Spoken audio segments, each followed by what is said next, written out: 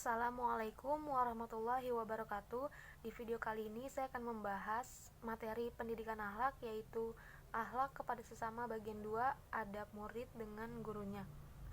Secara bahasa, kata adab berasal dari bahasa Arab, yaitu adaba yu'adibu ta'dib, yang dapat diartikan sebagai sebuah proses mendidik atau pendidikan.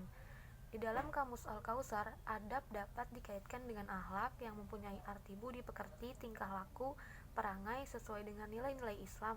Sedangkan dalam Kamus Besar Bahasa Indonesia menyebutkan adab berarti kesopanan, tingkah laku, dan akhlak. Kata adab ini tidak sering digunakan dalam kehidupan sehari-hari. Yang sering digunakan adalah kata akhlak.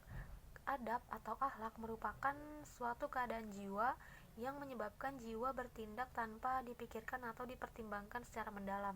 Keadaan ini ada dua macam, yaitu pertama alamiah, yang bertolak dari watak, dan yang kedua adalah tercipta karena melalui kebiasaan dan latihan.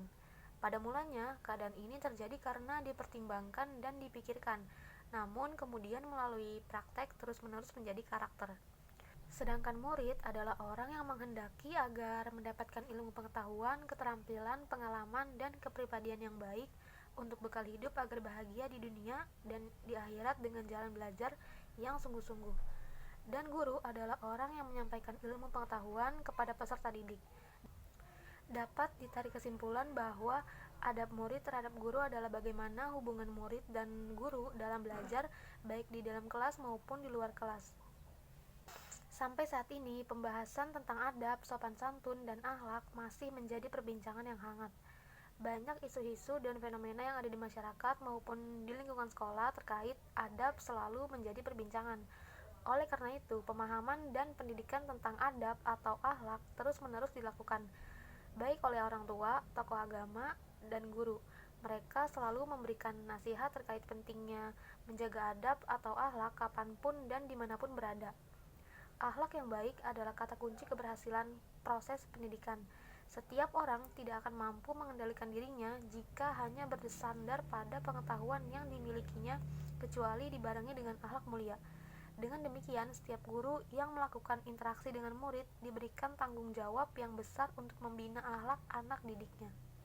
Pada surat Al-Kahfi ayat 60-82 ada adab interaksi antara peserta didik terhadap pendidik, yaitu belajar dengan niat ibadah karena Allah Subhanahu wa Ta'ala, kesungguhan dan semangat yang kuat dalam menuntut ilmu, jujur dan bertanggung jawab, memperlihatkan keseriusan dengan ungkapan sopan dan tawadud, memposisikan diri sebagai seseorang yang membutuhkan ilmu, menghormati pendidik, dan menepati kontrak belajar yang sudah disepakati.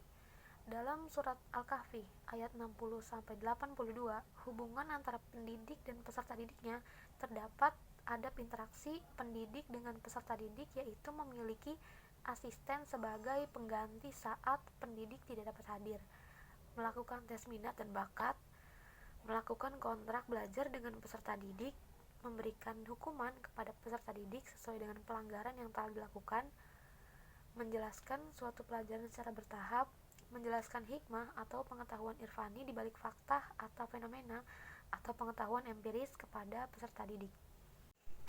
Namun, meskipun guru maupun orang tua sudah berusaha memberikan pemahaman tentang adab dan akhlak yang baik kepada anak maupun peserta didik, masih saja perkara adab tampaknya belum sepenuhnya dipraktikkan oleh peserta didik. Bahkan adab atau akhlak peserta didik telah banyak mengalami kemunduran. Para murid cenderung merasa sikap dia terhadap guru itu sudah wajar dan normal. Akan tetapi, secara tidak sadar mereka melupakan sopan santun terhadap guru yang pada dasarnya orang tua yang harus dihormati.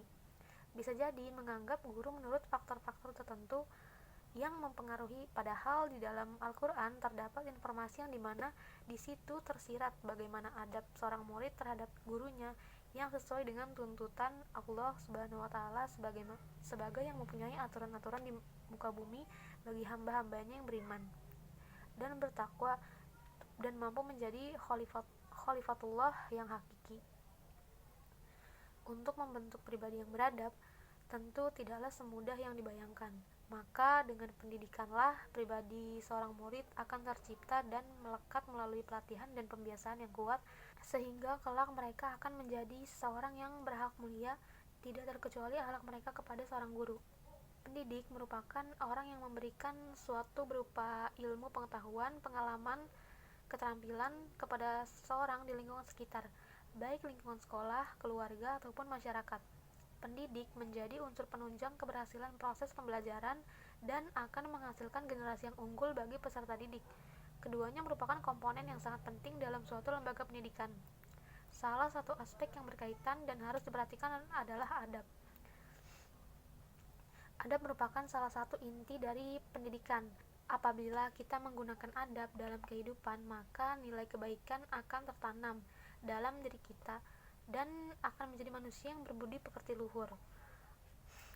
Hubungan antara guru dan murid memiliki peran yang sangat penting bagi berlangsungnya proses pembelajaran dan tercapainya tujuan pendidikan dan menciptakan generasi yang berkarakter.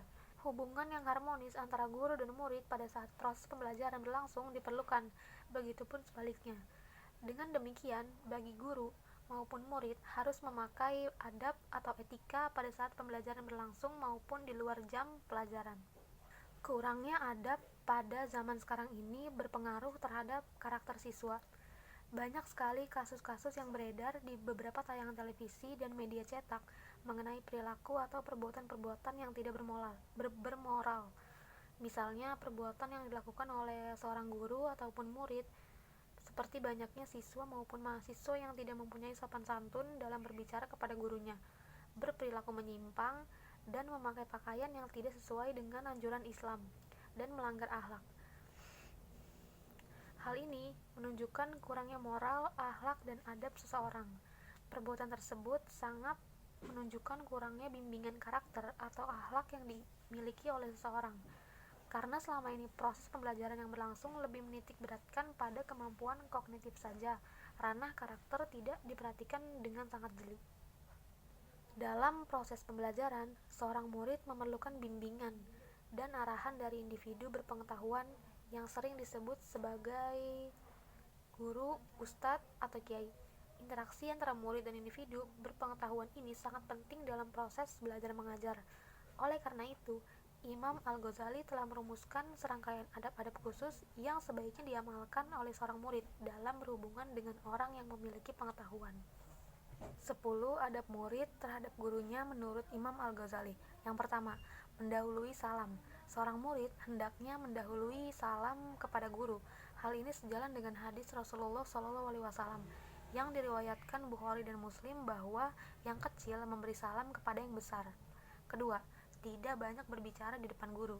Banyak berbicara bisa berarti merasa lebih tahu daripada orang-orang di sekitarnya. Apabila hal ini dilakukan di depan guru, maka bisa menimbulkan kesan seolah-olah murid lebih tahu daripada gurunya. Hal ini tidak baik dilakukan kecuali atas perintah guru. Yang ketiga, berdiri ketika guru berdiri.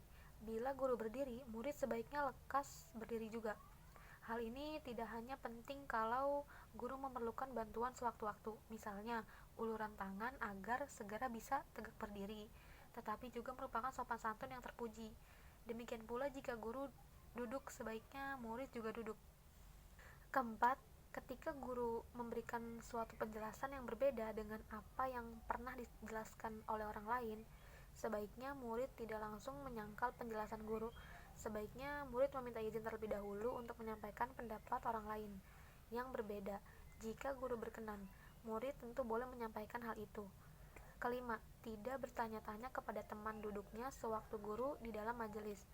Dalam majelis taklim atau kegiatan belajar mengajar, di kelas murid hendaknya bertanya kepada guru ketika ada hal yang belum jelas. Hal ini tentu lebih baik daripada bertanya kepada teman di sebelahnya. Lebih memilih bertanya kepada teman dan bukannya langsung kepada guru bisa membuat perasaan guru kurang nyaman.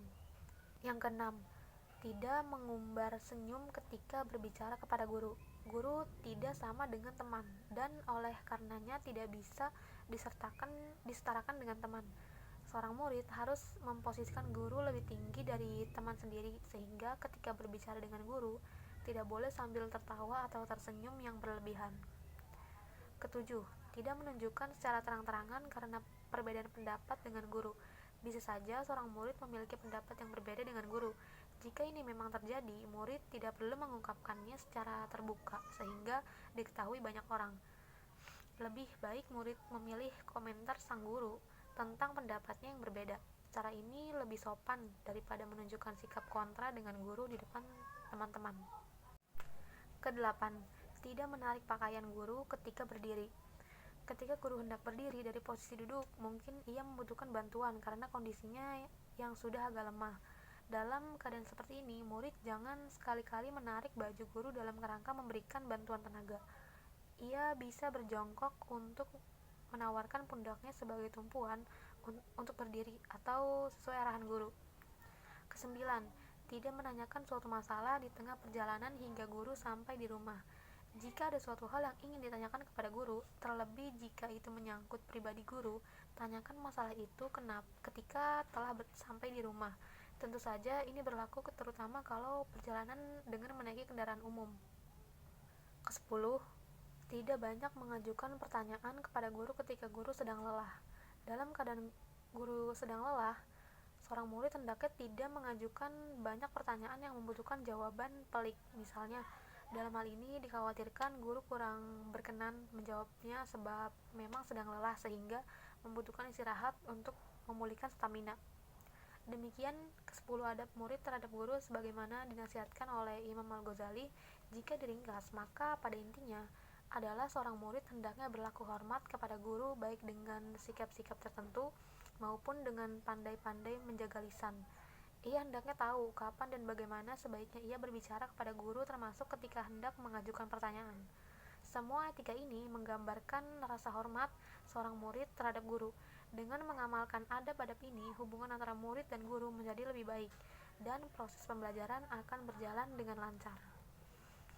Demikian materi yang dapat saya sampaikan, kurang lebihnya mohon maaf. Wassalamualaikum warahmatullahi wabarakatuh.